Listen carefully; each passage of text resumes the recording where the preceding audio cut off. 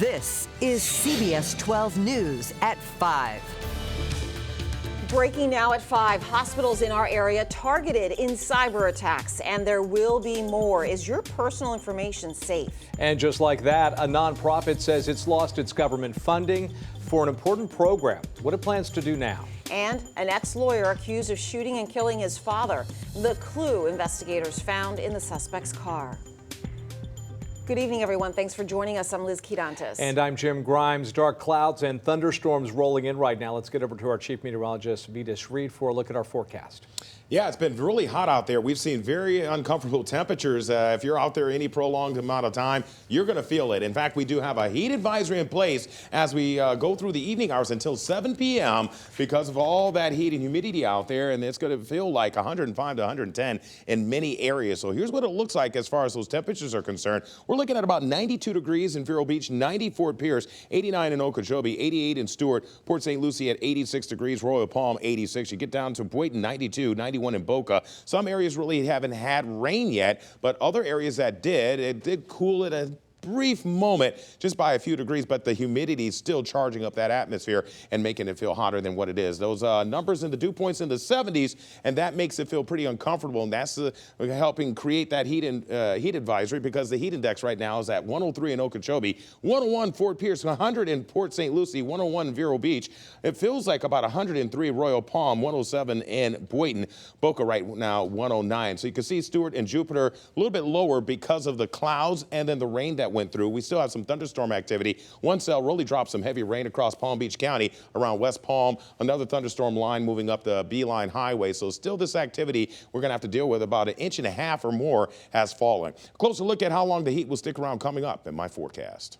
We'll see in a bit, Vitas. Well, digital security experts have identified an alarming pattern. Hundreds of documented cyber attacks on U.S. hospitals over the past 3 years. And this year, they say there will be hundreds more. Tonight, I-Team Chief Investigator Mike Magnoli is here with an update about one of those incidents which targeted hospitals and patients in our area last year. Mike? That's right. Tenet Healthcare is the parent company of St. Mary's and Good Samaritan Hospitals, and the hack that we're talking about happened in late March of last year. Then last July, the company was sued over the breach. Now, a year later, the I-Team wanted to know exactly what happened, what data was lost, were patients at risk, and how did this happen?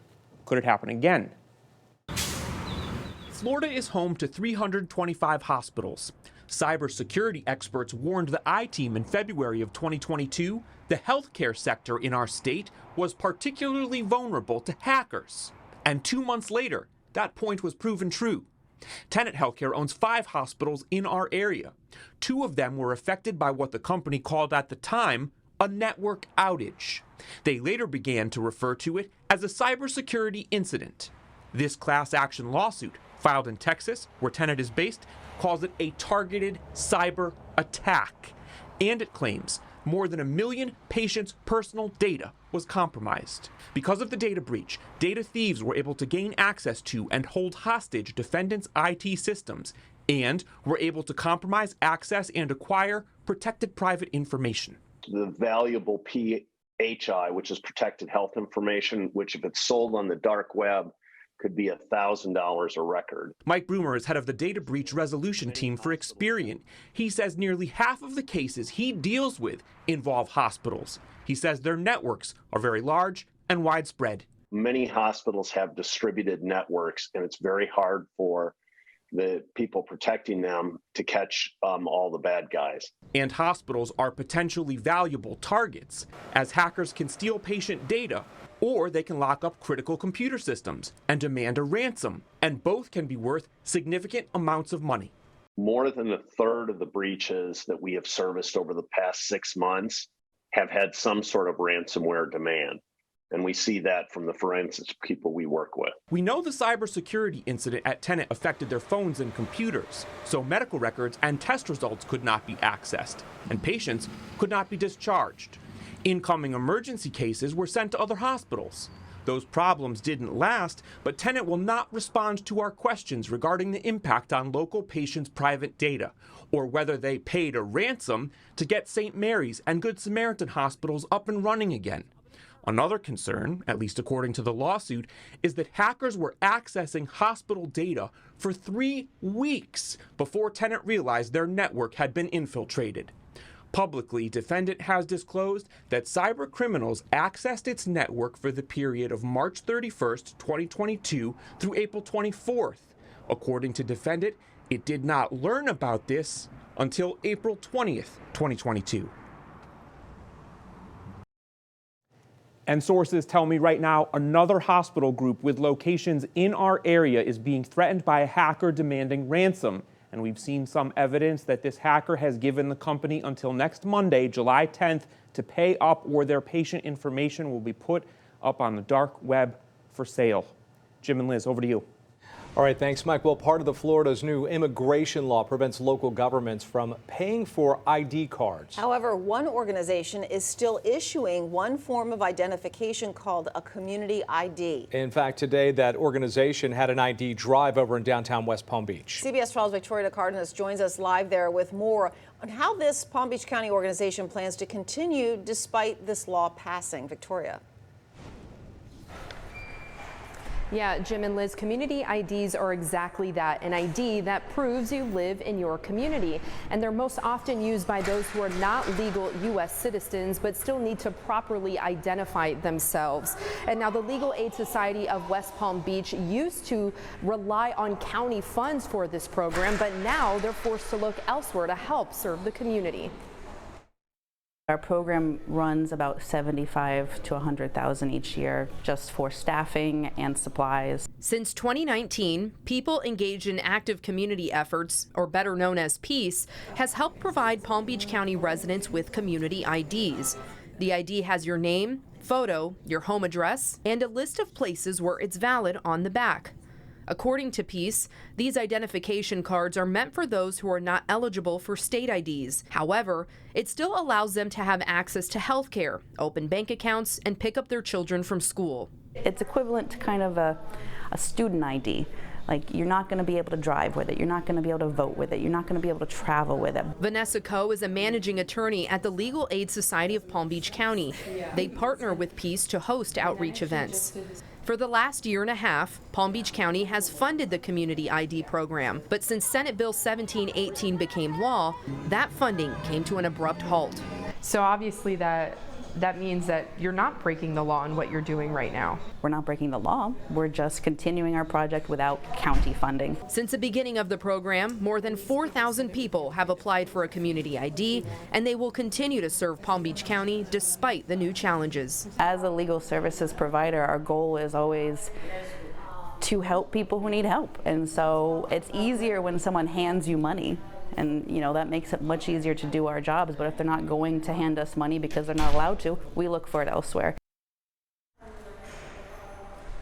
And today was one of 4 ID drives that they have set up for this month. We have reached out to Palm Beach County commissioners for their thoughts on the ending of the funding of this program, but we have yet to hear back from them.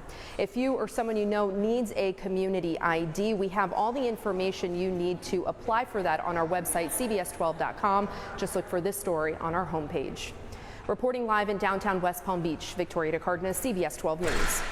There is another provision in the state's immigration law. Florida no longer recognizes the driver's license given out to illegal immigrants in nearly a half-dozen states. States with certain licenses that are no longer valid in Florida include Connecticut, Delaware, Hawaii, Rhode Island, and Vermont.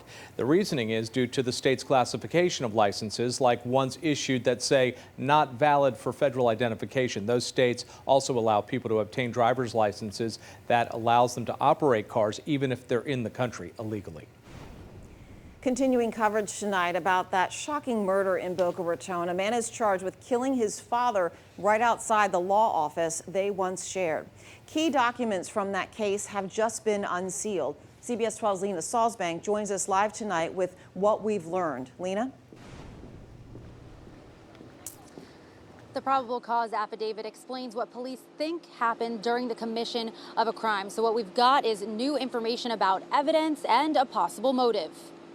Police say 34-year-old Brandon Labiner waited for nearly an hour in the parking garage outside his father's law office before shooting him multiple times. Court records show the victim, Paul Labiner, was suing his son, Brandon, for stealing hundreds of thousands of dollars from a family trust, a claim that cost Brandon his law license. After the murder, the victim's daughter and suspect's sister told police her brother had been under a lot of stress and had recently bought a gun.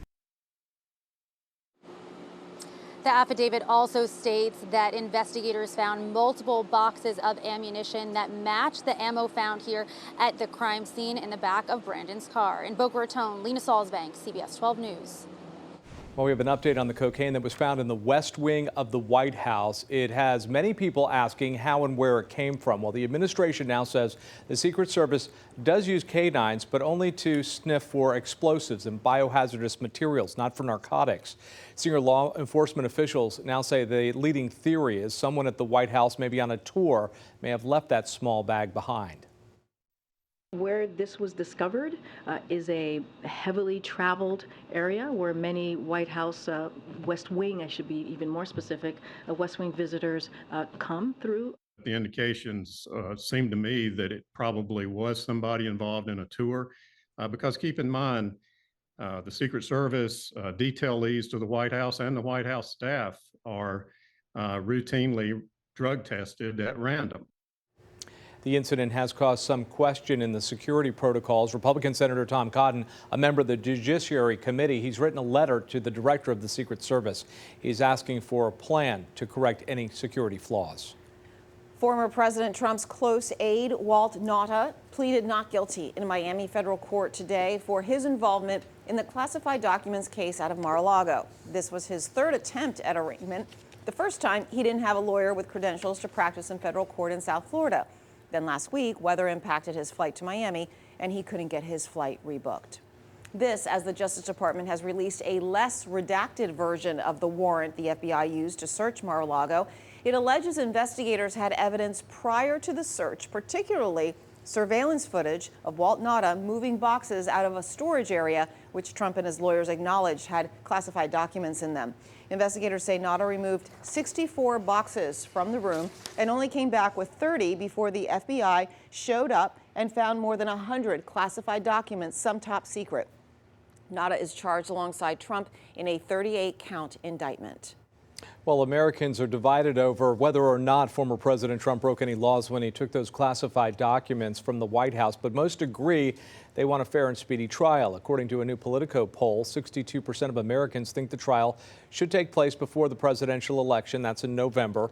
That includes 46% of Republicans, 86% of Democrats, and 48% of independent voters. Prosecutors want a December trial in Fort Pierce. Mr. Trump, in the meantime, his team expected today to submit their requests. The judge, Aline Cannon, will expect it to make a decision soon. Next at 5, if you use medical marijuana, a new option to renew your card. And hands-on experience for future nurses, how a group of students from Palm Beach County are getting real-world experience.